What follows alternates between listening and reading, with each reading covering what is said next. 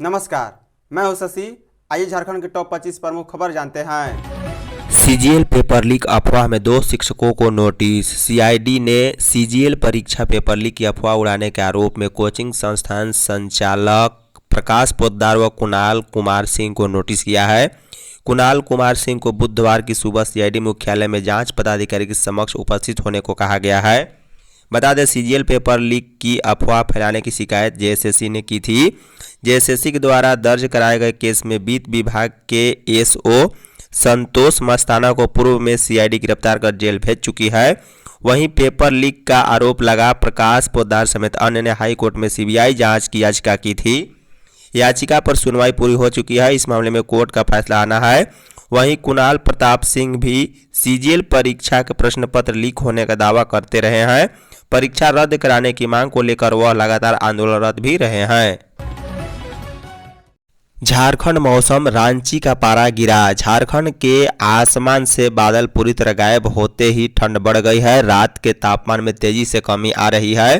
पूरे राज्य में पिछले 24 घंटे के दौरान न्यूनतम तापमान करीब 4 से 5 डिग्री नीचे गिर गया है। रांची का सोमवार को न्यूनतम तापमान 18.3 डिग्री था, जो कि 3 डिग्री से अधिक गिरकर 15 पर पहुंच गया। इससे बुधवार की सुबह ठंड और कनकनी का एहसास हुआ। मौसम विभाग के अनुसार राज्य में अगले 4 दिनों में सुबह में धुंध बढ़ने के साथ साथ पारा और नीचे गिर सकता है। इस दौरान न्यूनतम पारे में और गिरावट हो सकती है। इससे तापमान 13 या इससे कम रह सकता है। मौसम विभाग के अनुसार राज्य में न्यूनतम तापमान सामान्य से नीचे गिर रहा है। पूरे राज्य में यह 1 से 2 डिग्री के बीच है। वहीं 1 से 2 जिलों को छोड़कर अधिकतम तापमान अभी सामान्य के करीब 3.4 डिग्री अधिक चल रहा है। बता दें, राज्य में पिछले 24 घंटे के दौरान सबसे ज्यादा न्यूनतम तापमान खूंटी और देवघर में गिरा है। राज्यपाल ने दी एमएसएमई विधेयक 2025 को मंजूरी। राज्यपाल संतोष कुमार गंगवार ने मंगलवार को झारखंड विधानसभा द्वारा पारित झारखंड सूक्ष्म लघु एवं मध्य उद्यम विधेयक 2025 पर अपनी स्वीकृति प्रदान की है। इस विधेयक का उद्देश्य राज्य में सूक्ष्म लघु एवं मध्यम उद्योगों के माध्यम से औद्योगिक विकास को प्रोत्साहन देना और निवेश को बढ़ाना है। इस विधेयक के तहत उद्योगों की स्थापना एवं संचालन के लिए आवश्यक विभिन्न अनुमतियों और निरीक्षणों से छूट प्रदान की गई, जिससे नए उद्यमों की स्थापना प्रक्रिया अधिक सरल और सुगम होगी। साथ ही सिंगल विंडो सिस्टम के माध्यम से लाइसेंस एवं अनुमतियों से संबंधित सभी सुविधाएं एक ही प्लेटफॉर्म पर उपलब्ध कराई जाएगी। यह विधेयक राज्य में एमएसएमई क्षेत्र को गति प्रदान करने, छोटे व्यवसायियों के विकास को प्रोत्साहन देने और निवेश आकर्षित करने की दिशा में पहल है। उल्लेखनीय है कि झारखंड विधानसभा के मानसून सत्र में 26 अगस्त को सूक्ष्म लघु और मध्यम उद्यम विधेयक 2025 पारित हुआ है। छत्तीसगढ़ में ट्रेन हादसा, 8 की मौत। छत्तीसगढ़ के बिलासपुर में मंगलवार को यात्री ट्रेन ने मालगाड़ी को पीछे से टक्कर मार दी है। इस हादसे में 8 लोगों की मौत हो गई, जबकि 14 लोग घायल हैं। रेलवे बोर्ड ने कहा है कि डेमू ने संभवतः रेड सिग्नल तोड़ा, जिससे हादसा हुआ। रेलवे अधिकारियों ने बताया है कि हादसा बिलासपुर स्टेशन से कुछ ही किलोमीटर दूर लाल खदान के पास हुआ। कोरबा के गेवरा से बिलासपुर जा रही डेमू ट्रेन ने मालगाड़ी को पीछे से टक्कर मार दी। टक्कर इतनी तेज थी कि यात्री ट्रेन का कोच मालगाड़ी पर चढ़ गया। बिलासपुर जिला अधिकारी संजय अग्रवाल ने बताया है कि घायलों को अस्पताल में भर्ती कराया गया। एक व्यक्ति की हालत गंभीर है। रेलवे ने हादसे में मारे गए लोगों के परिजनों को 10-10 लाख रुपए, गंभीर रूप से घायल यात्रियों को 5 लाख और सामान्य रूप से घायल यात्रियों को 1 लाख की सहायता देने की घोषणा की है। हादसे के बाद दक्षिण पूर्व मध्य रेलवे के महाप्रबंधक तरुण प्रकाश घटनास्थल पर पहुंचे हैं। अधिकारियों की टीम राहत और बचाव कार्य में निगरानी कर रही है। उलिहातू के बिरसा महोत्सव को मिला राजकीय पर्यटन का दर्जा। खूंटी जिले के उलिहातू में प्रतिवर्ष होने वाले बिरसा महोत्सव को राजकीय पर्यटन महोत्सव का दर्जा दिया गया है। पर्यटन एवं कला संस्कृति विभाग ने इसकी सूचना जारी कर दी है। पर्यटन मंत्री सुदीव्य कुमार ने कहा है कि इस महोत्सव को राजकीय दर्जा देने से जहां सांस्कृतिक धरोहर को सजाए रखने में मदद मिलेगी, वहीं पर्यटन विकास को भी बढ़ावा मिलेगा। राज्य स्तरीय पर्यटन समन्वय समिति में मई में हुई बैठक में इसे राजकीय महोत्सव का दर्जा देने का प्रस्ताव आया था। इस प्रस्ताव पर सीएम हेमंत सोरेन ने अपनी स्वीकृति दे दी थी। उसके बाद विभाग ने अधिसूचना जारी की है।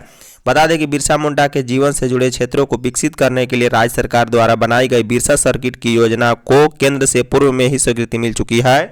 इसके तहत उलिहातू, चलकद, बीरबांकी हॉट, डोम्बारी बोरू खुट्टी सदर थाने की हाजत समेत बिरसा में सेनापति गया मुंडा के गांव एटकेडीह को विकसित किया जाएगा। विपक्ष लाख प्रयास करे जीत झामुमो की ही होगी। झामुमो की गांडे विधायक कल्पना सोरेन ने मंगलवार को चुनावी जनसभा में विपक्ष पर जमकर निशाना साधा है। भाजपा पर तंज कसते हुए कहा है कि झामुमो का डर इस कदर है कि कई राज्यों के मुख्यमंत्री से लेकर मंत्री तक घाटशिला में डेरा जमाए हुए हैं।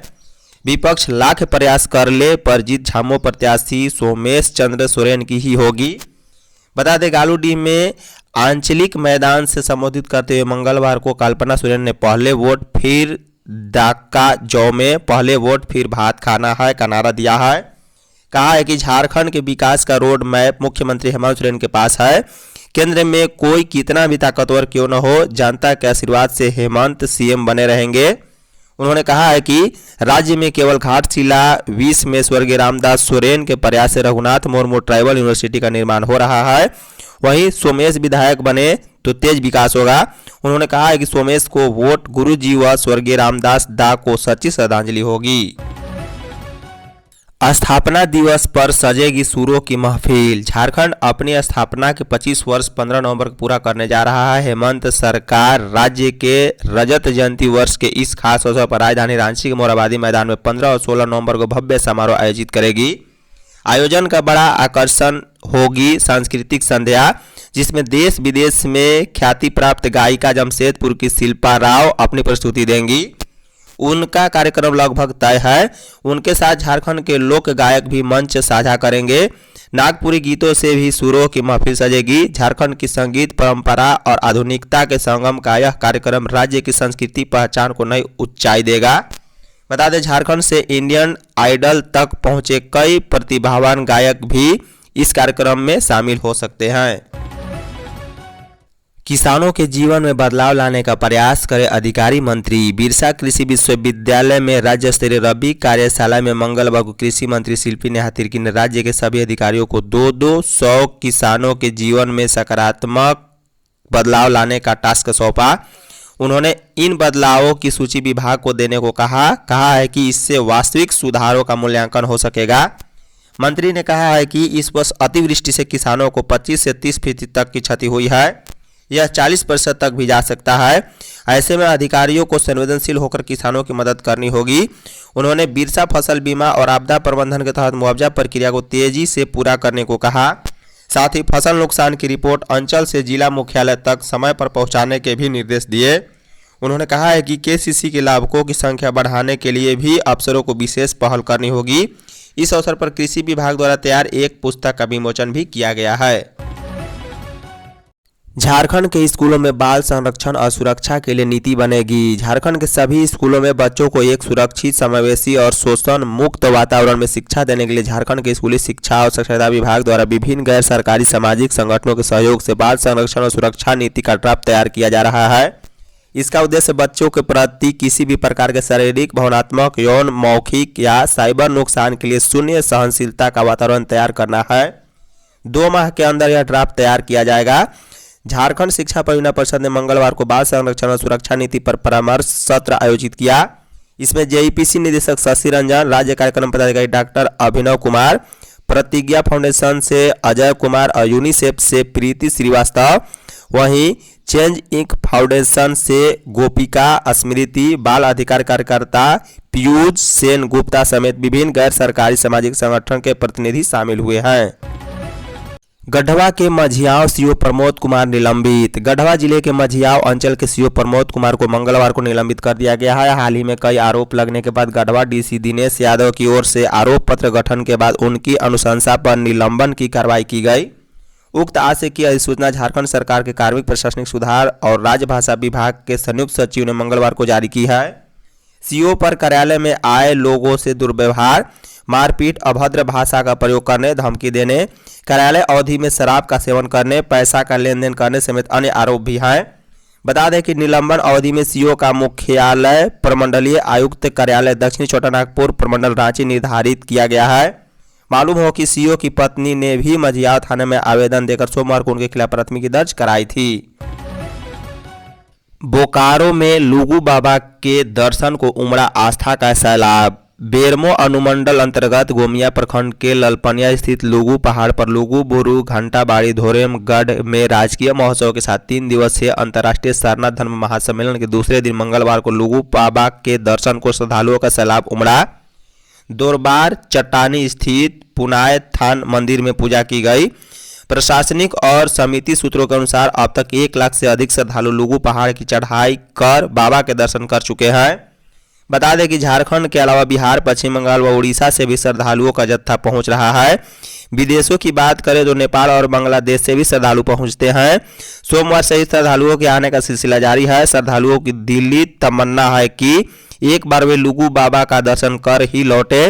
पारंपरिक गीतों की गूंज से पूरा पहाड़ी इलाका गूंज रहा है तो आसपास का माहौल भी भक्तिमय बना हुआ है।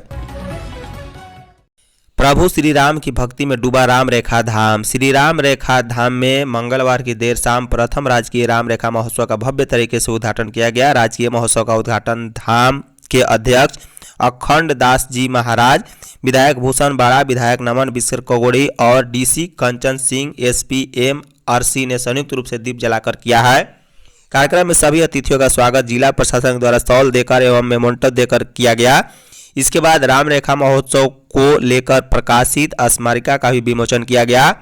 मौके पर कई सांस्कृतिक कार्यक्रम का आयोजन किया गया। बता दें कि सरायकेला से आए 6 नृत्य दल की प्रस्तुति को काफी सराहना मिली है। वहीं स्थानीय नागपुरी कलाकारों की टीम के द्वारा भी शानदार प्रस्तुति दी गई।